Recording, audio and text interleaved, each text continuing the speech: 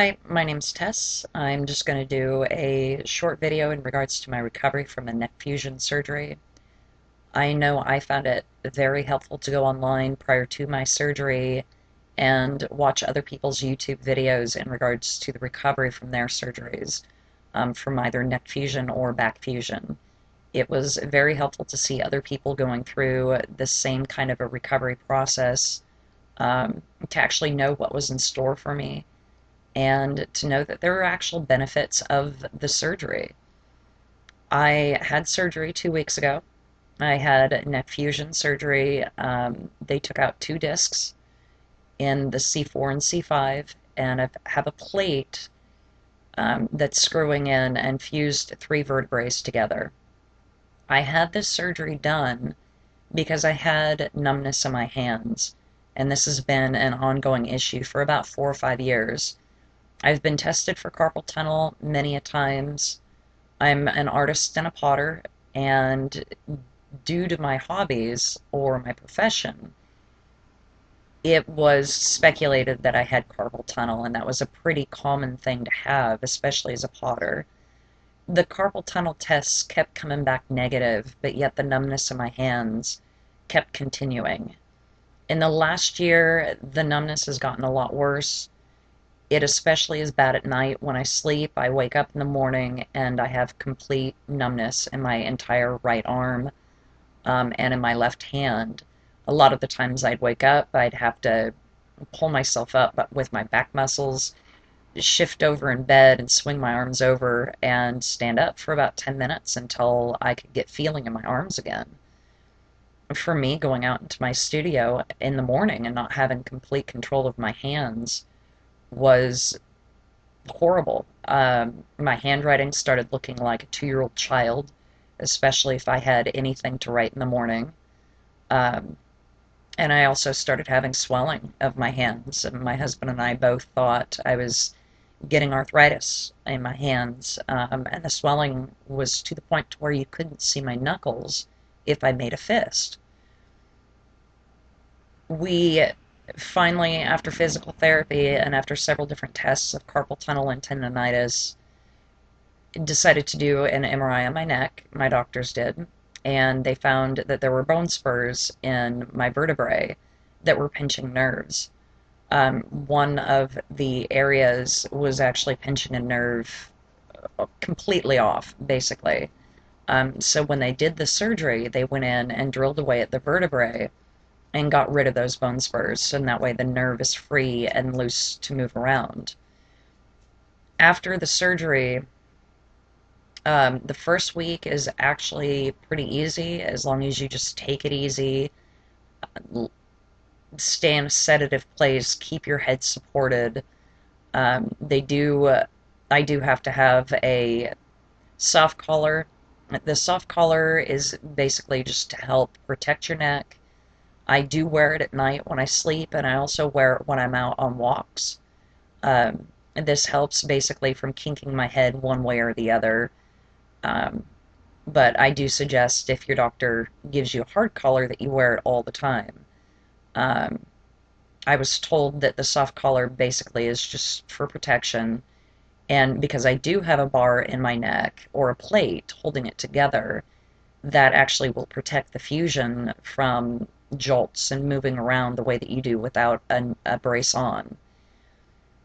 I know for myself, I was told prior to the surgery that muscle spasms were a problem in the shoulders especially, and I will say that has been a problem. Um, for the first week, I was on pain medication and I stopped it after the first week because I started to get night sweats. Um, Basic physical withdrawal from the medication that they give you. This basically happens to most people from what I've heard. I have seen several other videos in regards to people setting alarms after the surgery to wake them up every 3 hours, and that way they take their medication on time. I do suggest setting something up like this. I hadn't done that, and I do regret doing that. And I will say that staying off the medication after the first week is a little too soon. I thought that I'd be completely fine, but with the mornings are still pretty tough after the second week. You still have a lot of pain in your neck and a lot of muscle spasms. But a muscle relaxer has helped tenfold, even in comparison to the pain medication. I would say get a good muscle relaxer. This was something that I had talked to my doctor about prior to the surgery, and they had said that the muscle relaxer or steroid would be included. These things were not included in the first week, and I didn't even think to ask for them. When I decided to get off the pain medication, I did ask for a muscle relaxer, and this helped a ton. I can't say enough good things about getting on some kind of a muscle relaxer after the surgery.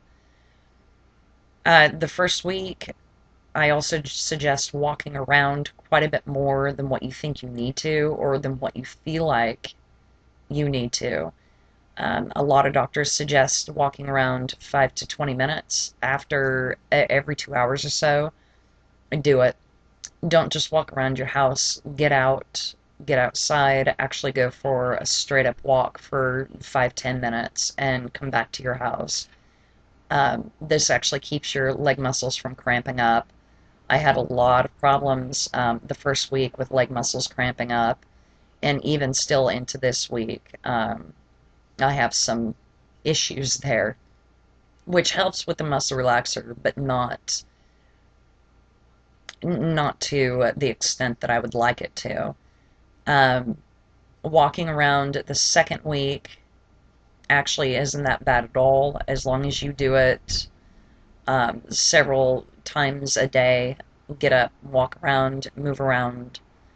The first week I did have someone with me 24/7, which I will say that was a complete blessing.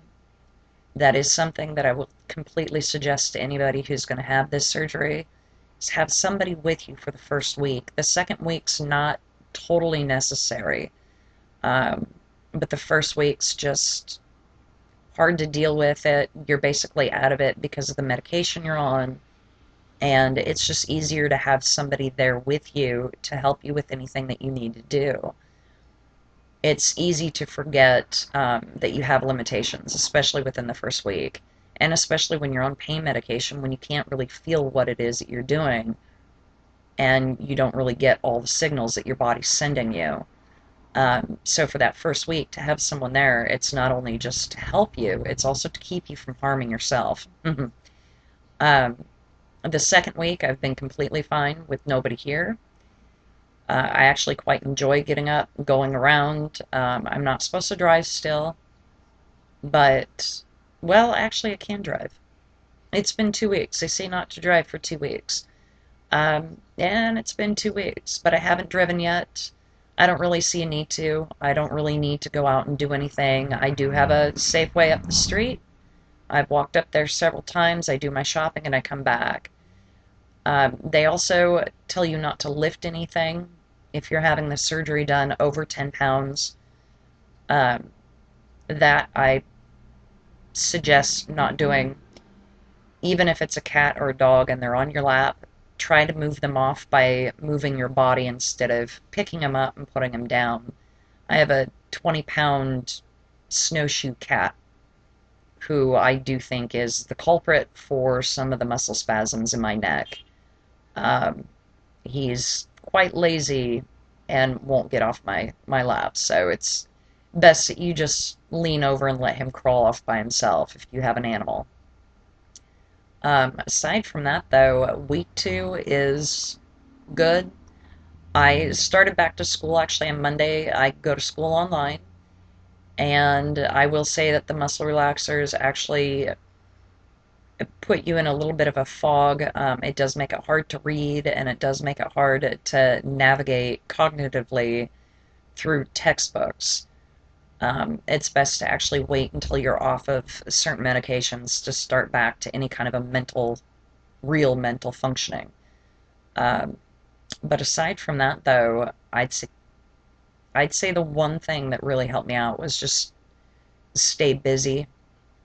Um, get some good movies, stay busy in regards to your mind staying busy, and stay distracted.